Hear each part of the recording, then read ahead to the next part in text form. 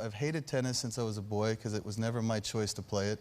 So how does a man that hated tennis get inducted into the Hall of Fame? Well, that's the power of being motivated by accountability and the love that Andre Agassi had for his dad. That love was something that his dad withheld from him if he performed poorly on the tennis court. When winning or losing when you're a child, or good practice or bad practice, meant you eat together as a family, or everybody grabs their plate and goes into separate rooms because nobody wants to deal with each other, that's a heavy load at 7 years old. It's your life is in the balance of this thing. And this thing is this thing called tennis is interfering with my relationship with my father. It's interfering with my relationship with myself. You don't like it. I didn't like it. But Agassi was trapped between an iron-willed father, an immense talent for the game of tennis, and limited options. I don't know if I would have chosen sports, period. I mean, I think education would have been given me options. You left school quite early, didn't you? I did. I felt like leaving school was loyalty to Pops. I didn't have choice in my life. Part of the reason why I didn't have choice is because I didn't have an education. What you share with Andre Agassi is that when you feel trapped, when you feel that you have to meet expectations that aren't fulfilling, you'll begin to rebel. For you, that might mean self-sabotaging behavior like excessive eating or excessive drinking, or putting in low effort in work or your relationship. For Agassi, it was his hair. I think any form of rebellion is really somebody trying to, hide who they really are, their inner self. And I think what better way to hide yourself than to wear a mullet? When you're in the grips of rebellion, you might not understand your behavior. You can't control it, and you can feel like you're acting out of character.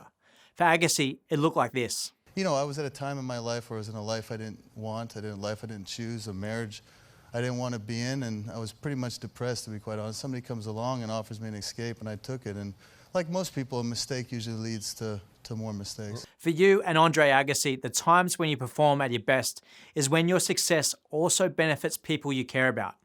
For Agassi, he needed to reframe tennis in a different way, to fall in love with the game and what it could give him and others, like the school he created for the underserved community in Las Vegas. Maybe it's time I start figuring out how to attach new meanings to old tasks.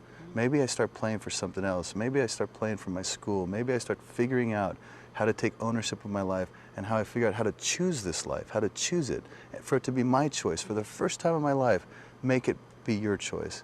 And then that's what I did that night. It was a daily, effort for me, but that's when it started to change. And that's when that's when tennis gave me my school. That's when tennis gave me my wife.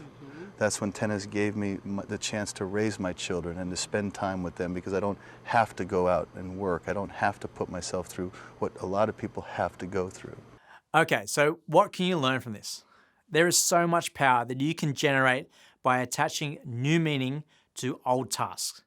If you ever find yourself underperforming, can you follow Andre Agassi's example and take responsibility for your life and choose to do the task for something larger than yourself, like a school, your partner, or your kids?